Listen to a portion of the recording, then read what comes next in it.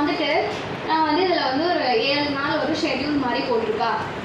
முதல் நாள் இதை பண்ணுங்கள். நான் 1 மணி நேரம் யோகா பண்ணுங்கள், 6 மணி நேரம் யோகா பண்ணுங்கன்னு சொல்லலை. இப்போ உங்களுக்கு எந்த இடமாவது வலிக்குது அப்படின்னா அந்த இடத்துக்கு முதல்ல நீங்கள் தலகு பயிற்சின்னு சொல்லுவோம் இல்லையா, ஜாயிண்ட் எக்ஸசைஸ் அப்படின்னு சொல்லுவோம். நம்ம எல்லா ஜாயிண்ட்ஸுக்கும் எக்ஸசைஸ் இருக்குது. அது சிட்டிங்கில் உட்காந்துட்டு முதல் நாள் ஒரு 10 நிமிஷம், மறுநாள் ஒரு 10 நிமிஷம் அப்படின்னு சொல்லி ஒவ்வொரு நாளும் ஒவ்வொரு வகையான யோகாஸ் பண்ணணும். நம்ம இப்போ என்னால் ஒரே நேரத்தில் 10 ஆசனாலாம் பண்ண முடியாது, எனக்கு அந்த அளவுக்கு டைம் இல்லை. அப்போ நான் என்ன பண்ணுவேன், ஒரே ஒரு ஆசனா இல்லை 2 ஆசனா ஒரு நாளுக்கு நான் ஒரு 10 நிமிஷம் ப்ராக்டிஸ் பண்ணுவேன். இதை தான் நம்ம ஃபஸ்ட்டு படிப்படியாக கொண்டு வந்து எடுத்தோன்னே யாருனாலையுமே 30 மினிட்ஸ் உட்காந்து பண்ண முடியாது, ரொம்ப கஷ்டம். அதை ஷெட்யூல் பண்ணுறதே கஷ்டம். முதல் நாள் ஒரு 10 நிமிஷம், மறுநாள் 15 நிமிஷம். முதல் நாள் என்ன பண்ணணும் அதை மறுநாள் நான் மறுபடியும் ரிப்பீட் பண்ணிவிட்டு இன்றைக்கி பண்ணுறதோட நான் சேர்த்து பண்ணணும். ஸோ அந்த ஷெட்யூல் போட்டிருக்கு.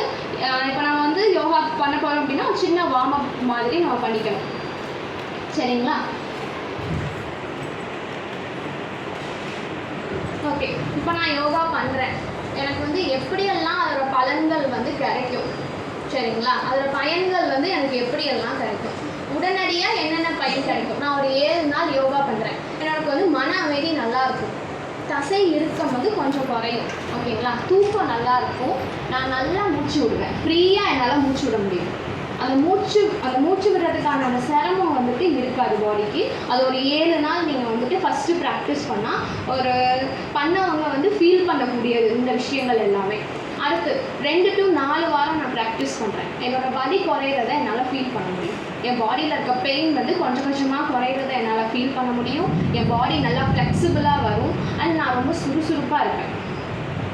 என்னோடய மன உளைச்சல் நல்லாவே